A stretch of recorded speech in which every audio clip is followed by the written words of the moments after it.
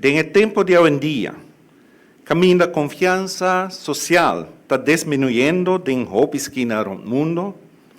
Trabajo voluntario está resaltar como un antídoto poderoso. Para sobre confianza real, no está construir solamente con palabra, con procedura, intención o regla. Está ser cultivado de acción apropiada y justo, de forma constante, para conseguir que a acción é importante. Confiança está aumentando de demonstrar cada viaje que você tem. Que você sacrificar tempo, apesar que o tempo está escasso. Você queda fazer algo para não receber honor, pero sim para sobre é bom e é importante. Estão que nossa honra a bira e guardião de pensamento aqui. Para meio de não ação não contribuir a algo mais grande que um mês. Não talaga nos waco hasta de tempo complicado, e gesto humano de mais sencillo de ajudar mucho.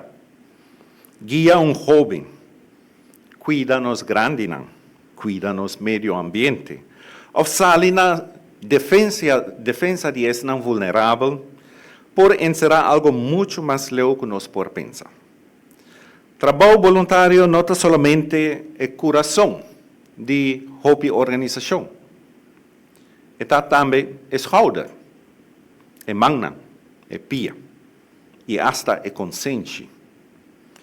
É uma arma poderosa contra toda forma de apatia. E mais importante ainda, está e contesta riba e pergunta que tipo de sociedade nos quer vir.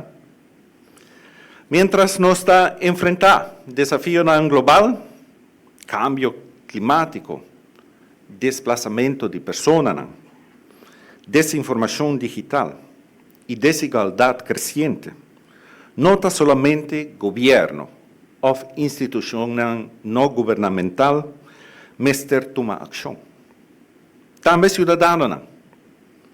E aceita o que é não, que está dando tempo, não mão e não coração, sem o pedir, te aceita o que não está fazendo. Assim como a de honra a pessoa não remarcável aqui, nós não está somente celebrar não esforço de passado.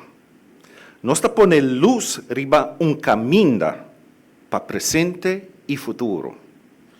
Caminho que te mostra que hasta em tempo de incertidumbre, generosidade, compaixão e sentido de comunidade por existir e te cria melhor amanhã.